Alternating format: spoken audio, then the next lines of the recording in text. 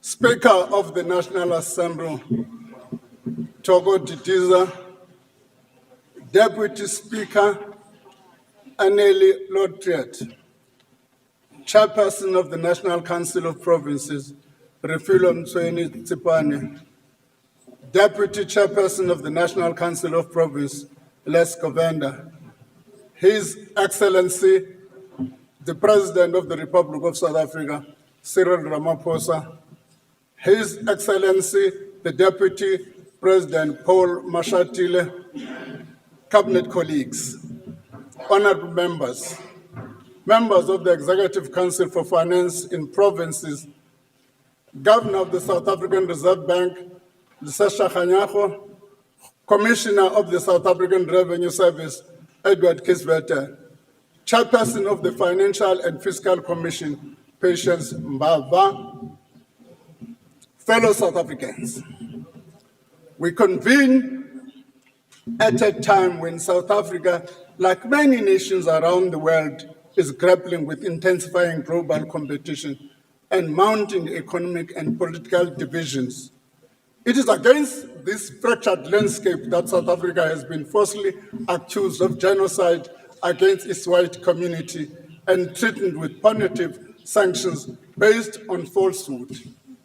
Let me thank the many communities here at home and around the world that have rejected the false narrative and the fear, hate, and disinformation they represent, and instead chosen to defend the principles of solidarity and equality. The members of the Afrikaner community who recently came out publicly refusing to be used as a pawn or portrayed as victims provide us with a timely reminder of our responsibility to forge collective prosperity grounded in truth, justice, and mutual respect. They made the call not in our name.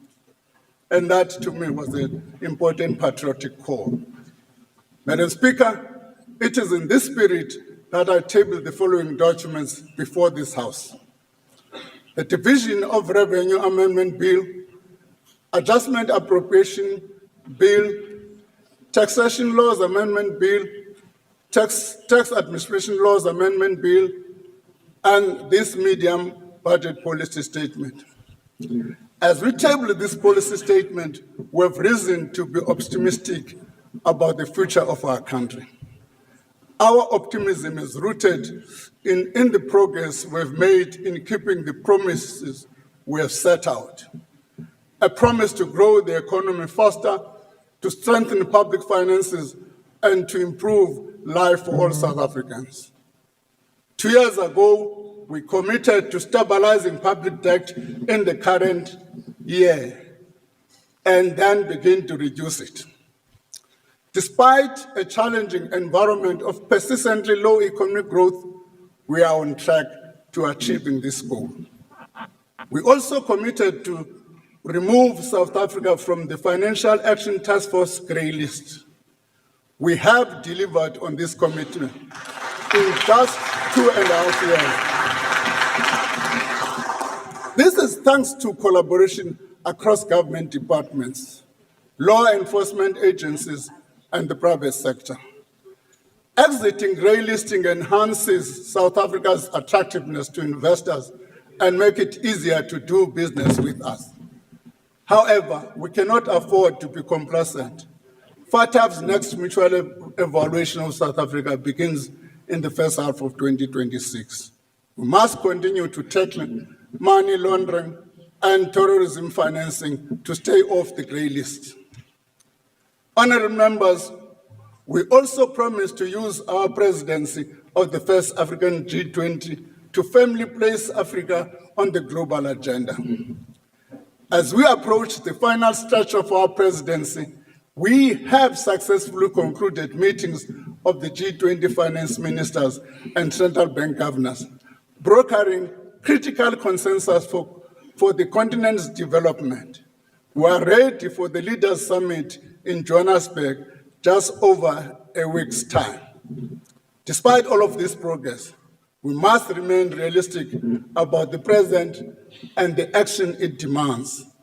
South Africa's most pressing challenge remains accelerated economic growth to create jobs and reduce poverty at the scale required.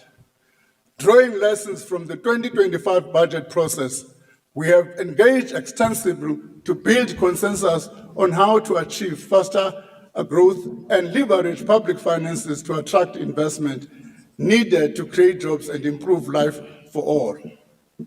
Allow me to turn to the economic outlook. Madam Speaker, South Africa's economic prospects are shaped not only by domestic factors, but by also global developments. Global growth is estimated to slow slightly to 3.2% in 2025. Amid ongoing trade tensions, geopolitical uncertainty, and supply chain disruptions, while the shocks of the unilateral tariffs imposed by the United States have not materialized severely as expected, their delayed effects, coupled with the rising protectionism, pose future risks to global productivity and price stability. Global equity markets have surged, driven by AI-related stocks and central bank rate cuts. But this rally carries the risk of sudden reversals. Given this uncertainty, it is critical that we leverage the immense opportunities presented by the Sub-Sahara region. We continue to make progress in the implementation of the African Continental Free Trade Agreement to strengthen multilateralism and regional cooperation. Thank you very much. Have a nice day, Father. Thank you. Order, Honorable Nana. Domestically, we forecast real GDP growth at 1.2% for 2025, more than double the economic growth in 2024. We now forecast real GDP growth will average 1.8% between 2026 and 2028. Madam Speaker, the structural reforms we have embarked on, particularly in the energy and logistics, will be key to lifting our rate of growth closer to levels demanded by our developmental needs. Our strategy for faster growth and healthier finances continues to be anchored on 4 pillars. The first is maintaining macroeconomic stability. The second is implementing structural reforms. The third is building state capability. And the fourth, supporting growth-enhancing infrastructure. Madam Speaker, faster economic growth requires effective macroeconomic management. Over the past year, National Treasury and the Reserve Bank have jointly assessed the impact of a lower target on our economy and the fiscal framework. This work has now been concluded and recommends a revision to the target to strengthen the framework and enhance price stability by better anchoring inflation expectations and aligning South Africa to international best practice. Today, I announce a new inflation target for South Africa of 3% with a 1% point tolerance band. This decision follows agreement between the governor of the South African Reserve Bank and my consultation with the President and Cabinet.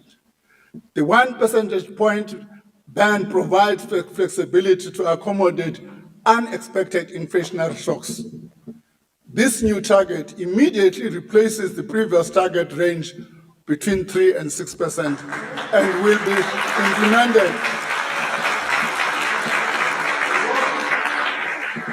be implemented over the next 2 years.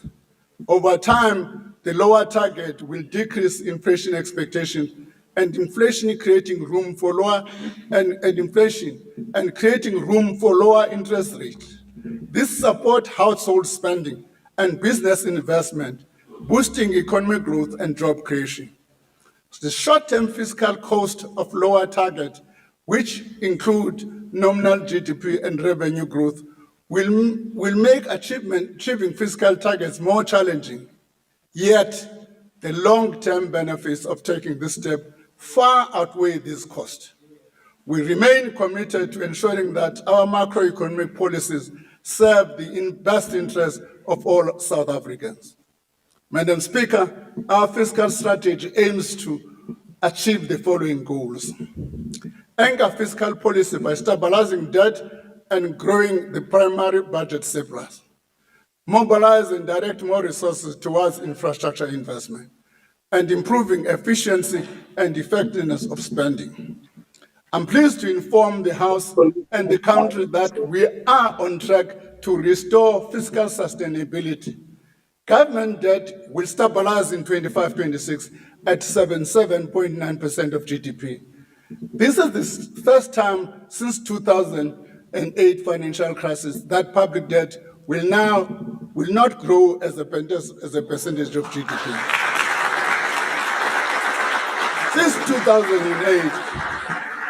Since 2008, spending has consistently exceeded revenue, driving up debt and debt service costs.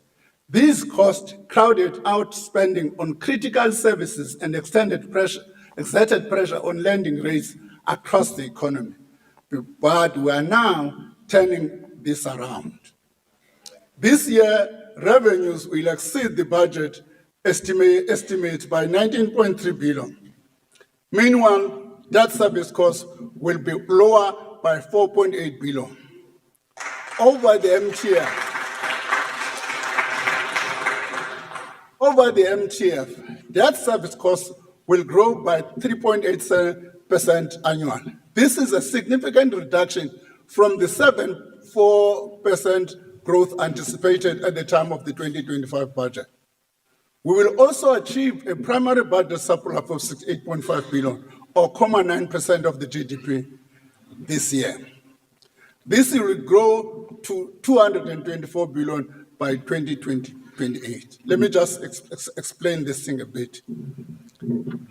A primary surplus is quite critical because in the absence of that primary surplus, you are not going to impact on the debt trajectory. The primary surplus help to change that debt structure in a downward spiral. What are the effects of that? Your debt service costs come down. Once your debt service costs come down, sir, revenue becomes available to fund our developmental goals. The overall budget deficits will now narrow from 4.5% of GDP in 2025-26 to 2.7% in 28-29. Madam Speaker, to further ensure long-term sustainability of public finances, the government is considering options for a form of fiscal anchor. We're exploring what we call a principle-led approach that provides for a clear parliamentary oversight, stronger reporting on fiscal risk, and transparency on distributional impacts. Earlier this year, we published a discussion paper on this topic, and consultation with stakeholders and experts are ongoing. The better than estimated tax revenue of 19.7 billion is due to stronger household expenditure, which has boosted value-added tax collection and improvements in corporate tax receipts and dividend taxes. Lower than expected VAT refunds also contributed to improved revenue outlook. As indicated in 2025 budget, an additional 4 billion was allocated to the South African Revenue Service. This allocation was intended in part to strengthen debt collection and thereby increase revenue collection by between 20 and 50 billion per year. We'll continue to monitor SARS revenue performance for the remainder of the year. This assessment will inform whether the 20 billion additional tax increases for 2026 budget, as earlier proposed, can be withdrawn. A final decision, let me just say, if it withdrawn, and the 20 billion is not achieved, there are two options open to us, is to then raise taxes or cut expenditure. There's no two ways. That's how this thing works. We must find revenue or cut expenditure. Honorable members, South Africa faces problems of illicit trade that threatens our economy, endangers consumers, and robs the fiscus of billions in revenue. The growing market for illicit cigarettes and alcohol poses serious risk to public health and undermine legitimate business. Each year, billions of rands in taxes go uncollected, funds that could have closed our revenue gap and avoided tax increases entirely. According to SARS, since 2020, government has lost around 40 billion in excise revenues to the cigarette black market. This same is true for illicit alcohol and fuel. Government is clamping down on this illegal trade, and in the last 6 months, SARS suspended 3 licenses for non-compliant tobacco production. The Financial Intelligence Center has provided intelligence report to SARS to assist in investigation of criminal syndicates. Together, they have identified illicit markets in tobacco, precious metals, fuel, and procurement fraud. Custom officials must fulfill their duty to prevent criminals from dodging taxes and flooding our markets with dangerous products. Of course, for them to achieve that, just if I may explain, they will have to need the full might of the law enforcement agencies behind them.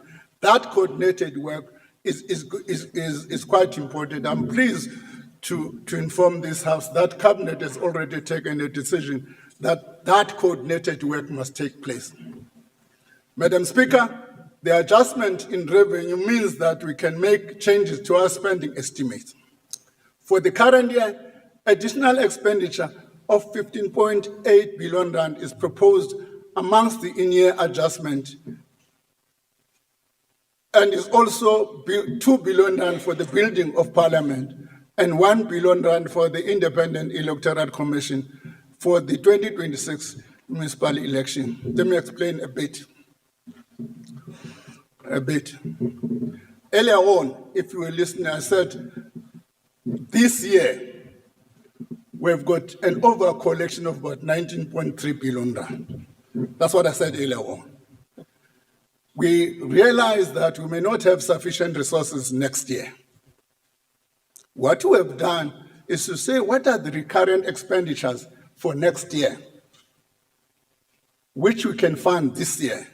What this 15.8 billion does, it takes those recurrent expenditures for the following year while bringing them forward and funding them in this specific year. In addition, the spending announced in May budget for the national dialogue as well as its carry-through costs are catered for here. These allocations are on top of the additional funding provisions for education and health announced in the May budget. Madam Speaker, President Ramaphosa has consistently spoken of infrastructure as the flywheel of our economy. In line with this vision and advancing our pillar of growth enhancing infrastructure, we are shifting the composition of spending from consumption to investment. Capital payments are the fastest growing expenditure item at 7.5% over the medium term. We are leveraging public resources to mobilize private finance and expertise at scale to strengthen service delivery, improve spending effectiveness, and drive high economic growth. The amendments to the PPP regulations took effect from the 1st of June 2025, and these unlock potential across spheres of government and streamline approvals for smaller projects. 3 weeks ago, new guidelines on unsolicited bids and fiscal commitments and contingent liabilities were issued, and these took effect immediately. The unsolicited bid guidelines provides a clear structured pathway for the private sector to submit project ideas to government. The other guideline provides a framework for reporting and managing of fiscal commitments and contingent liabilities arising out of the PPP projects. Municipality PPP regulations will be amended by 2026. Leverage and I'm still going to give a report, President, because you said I must do it this year. It has been difficult to finish this year because of a number of regulatory framework that accompanies that. Leveraging lessons from the renewable IPP project to streamline planning and procurement, the Department of Transport Private Sector Participation Unit is reviving the passenger transport and logistics sector.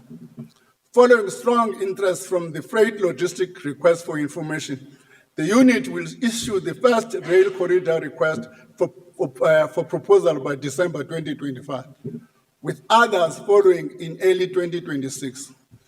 The unit has also issued requests for information for investment opportunities in modernizing and growing the passenger rail system. Water Partnership Office is making progress in preparing non-revenue water and reuse projects across municipalities. I mean, this term non-revenue water is still, I can't understand it. I always people, why do you say this is non-revenue water? It's water that is transported from, an example, from a water board to a municipalities, it gets lost on the process. And we call it non-revenue water, whereas it's wasted water. Okay. These will create robust pipeline for the private sector to co-invest, and we have reconfigured budget facility for infrastructure to run for 4 bid windows annually instead of just one. Since the configuration, the budget facility for infrastructure has received 28 submissions. Out of those, 9 projects were accepted for detailed analysis. Funding for the tune of 4.1 billion is also allocated for disaster relief to fix schools, pipelines, clinics, and substation damage between the last year and this year flooding in KwaZulu-Natal, Mpumalanga, and Eastern Cape. To raise the funding for these BFI projects, a new infrastructure bond will be launched soon to raise a minimum of 15 billion. The bond forms part of our efforts to introduce dedicated financing instrument that can mobilize cheaper financing to support infrastructure agenda. Government will also contribute to 2 billion to capitalize the credit guarantee facility. If you don't understand it clearly, please meet Dr. Ramokgopa. That's his pet project on the transmission line. Initially, the vehicle will support electricity transmission expansion, directly contribute to our efforts at energy security while also driving decarbonization. Let me just pause again.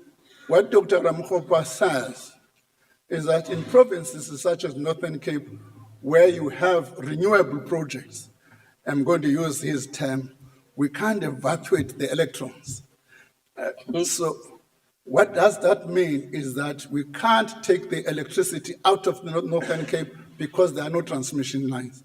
And this is what the project is intended to do.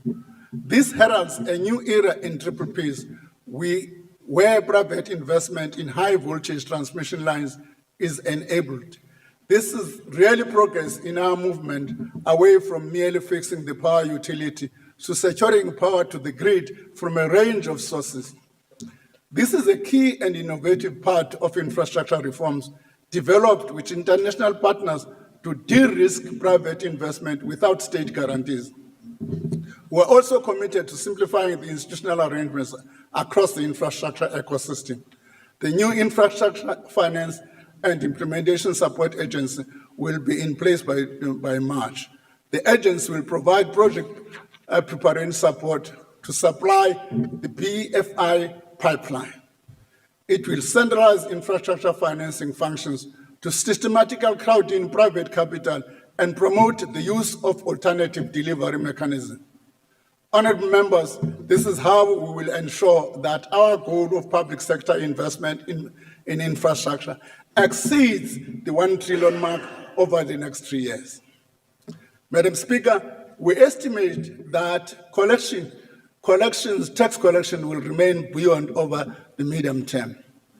Despite the higher than expected revenue performance in 2025-26, gross revenue are projected to fall short of 2025 budget estimates by around 15.7 billion over the next 2 years. Improving tax revenue will require more sustainable economic growth and further gains in tax compliance and administration. Over the medium term, consolidated spending will increase from 2.6 trillion this year to 2.9 trillion in 28-29. Our commitment to support low-income and vulnerable households through education, health, and social protection remains.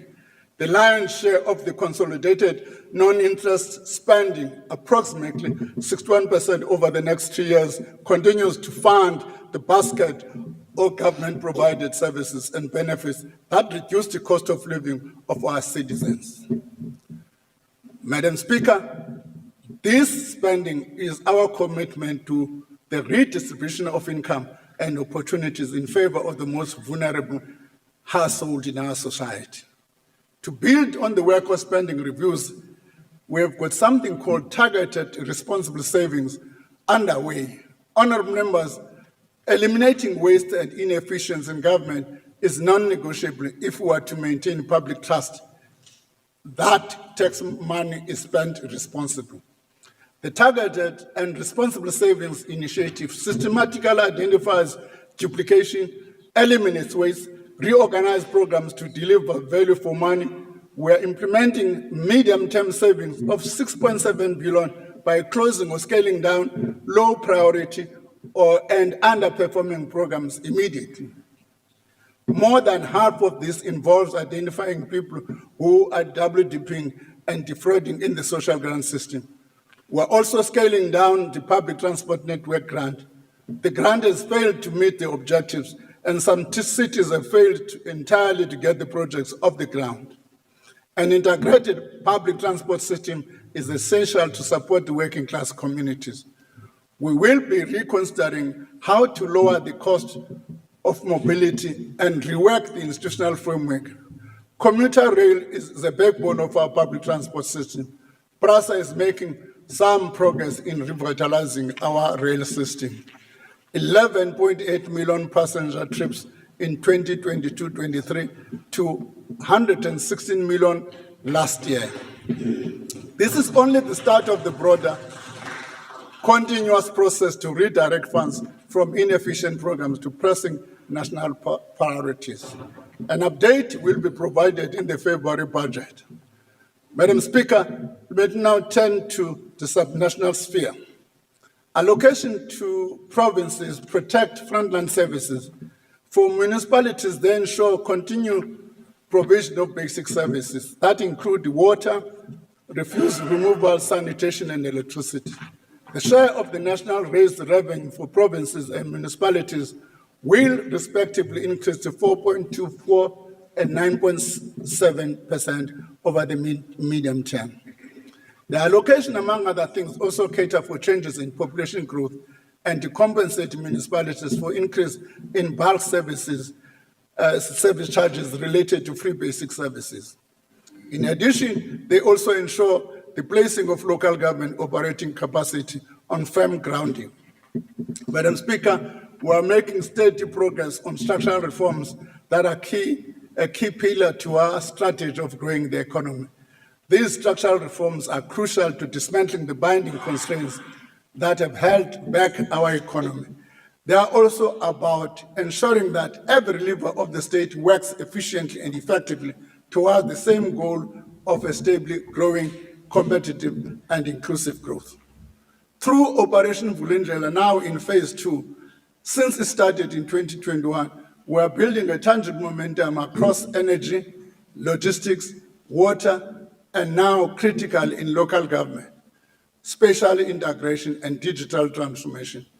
Not long ago, our country was on the brink of energy crisis. Unreliable electricity supply threatened to derail our economy and the transformation of our society. I'm pleased to say that we have avoided that scenario, and instead, we have begun a march towards reliable supply of energy. Load shedding has come down significantly. Through focused and targeted interventions led by Operation Vulindlela, we are transforming the sector. We are building competitive wholesale market that gives investors certainty. The National Transmission Company has now applied for its market operator license. We are investing in new capacity and alternative sources. More than 2,220 megawatts of solar, wind, and battery projects are in development, with 720 megawatts at advanced stage.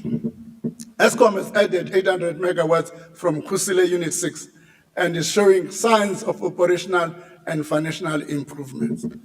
The movement of freight within the country faced serious challenges, resulting in traffic congestion as the transport of goods shifted from rail. This led to an overall decline in the volume of goods and export transited.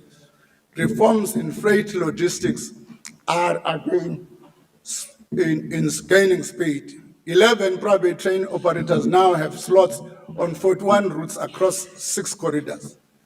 Port efficiency is improving, with vessel waiting time down from 75%, while container handling is faster with the next 5 years. These much-needed reforms in logistics will increase the volume of rail freight, reduce port congestion, improve the country's economic performance.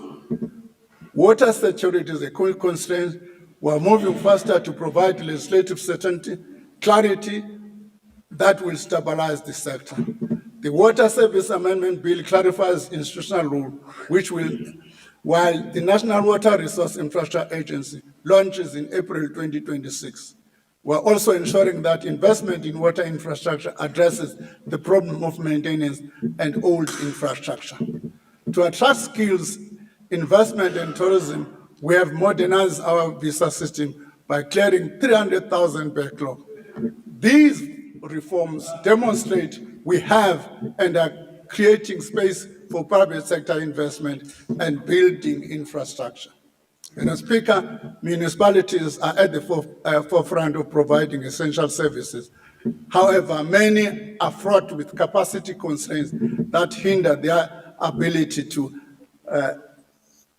deal with allocated budgets into reliable services.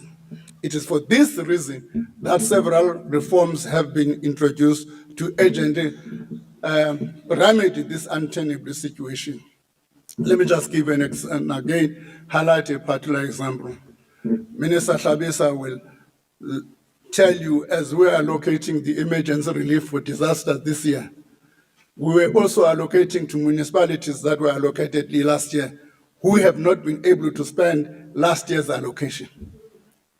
That's the kind of constraint we need to attend to. We are piloting utility reform program to stabilize and professionalize water and electricity businesses in a few municipalities in Mpumalanga. To address persistent underspending and capacity constraints at the local level, we are reforming the municipal infrastructure grant. Where municipalities show persistent failure, delivery will shift to an indirect model through agencies such as like MISA and DBSA, coupled with time-bound capability plans aimed at restoring direct funding. We're seeing encouraging progress in metro trading service reform. Over the 2026 budget, 19.3 billion rand has been reallocated towards this reform in line with council-approved improvement plans. Financial sustainability is improving through better billing, tight credit controls, cost-reflective tariffs with indigent protection, and co-funding crowding in concessional and commercial finance. Today, we launch a government's first procurement payment dashboard using data for the basic accounting system. The dashboard is available on the National Treasury e-tender website, showing the payments made to suppliers by most national and provincial government as captured on our payment system. This represents a massive step forward in procurement transparency. The dashboard will identify inefficiencies, anomalies, and uncovering opportunities for consolidation. It also enables analysis of procurement expenditure and the suppliers that do business with state give citizens, academic and civil society the ability to hold departments accountable, supporting efforts to fight corruption and fraud. Let me just illustrate this point. Illustrate this point. If you had this system during Tembisa Hospital,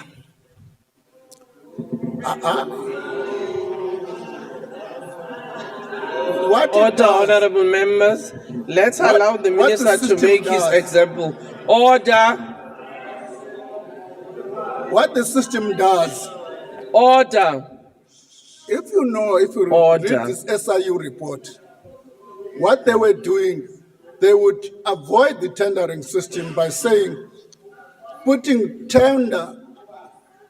all tenders that are below 500, you are not supposed to tender. You are supposed to ask for 3 quotes.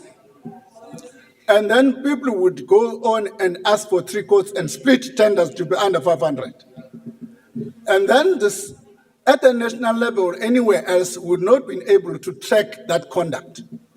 What this system does is going to help us to track that conduct and be able to raise flags, to raise red flags at an appropriate time.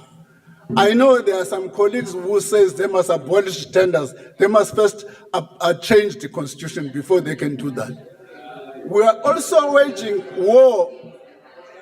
We're also waging war Minister on is ghost workers. proceeding on the next page. I think he's done with his example, so let's allow him to continue. Order, honorable minister, you can proceed. Order. Order. We are also waging war on ghost workers in public service. We have heard calls from political parties and civil society. National Treasury is working closely with the Department of Public Service and Administration and Home Affairs on data-driven approach that integrates systems across the government. We are beginning to see the result of this collaboration. We have already uncovered close to 9,000 high-risk cases that have been flagged for further verification. The early retirement program, which provides financial incentive for employees to exit the public service from October 2025, allows for us to rejuvenate the public service. These interventions will deliver long-term average savings of around 3.5 billion per annum. More importantly, they demonstrate our commitment to fiscal discipline and ensure that every rand spent contributes effectively to growth and service delivery. Madam Speaker, the presentation of the medium-term budget policy statement sends a clear message that South Africa is choosing growth, stability, and reform. It represents our commitment to an open, transparent budget process. It is intended to empower all stakeholders to contribute to the discussion of the nation's priorities. It makes transparent the budget framework through which the government seeks to achieve the nation's social and economic development. We will use our collective efforts to increase the pace and scale of tackling unemployment and building stronger economy. Speaker, as I close, allow me to express my deepest gratitude to the President, as usual, and the Deputy President for the Council of their support and for their leadership. Thank you all to the Deputy Ministers of Finance and the excellent National Treasury team led by the Director General.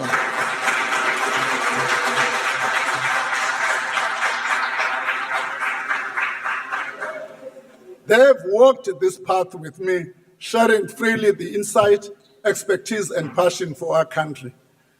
Thank you to the Commissioner of the South African Revenue Services and the Governor for the South African Reserve Bank.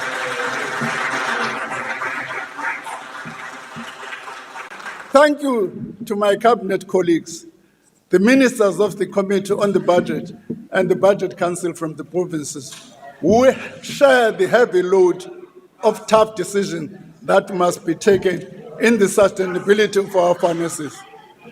Thank you as well to what is called the Technical Committee on the Budget, which is composed of a few DGs who have done splendid work. To the Parliamentary Committee of Finance, appropriation, and public action. I express my sincere appreciation to all of you. And lastly,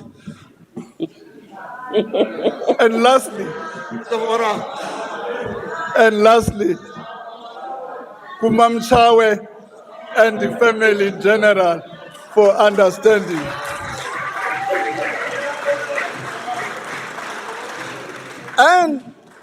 And to the citizens of this beautiful country, for your faith in us, is our motivation. Thank you very much.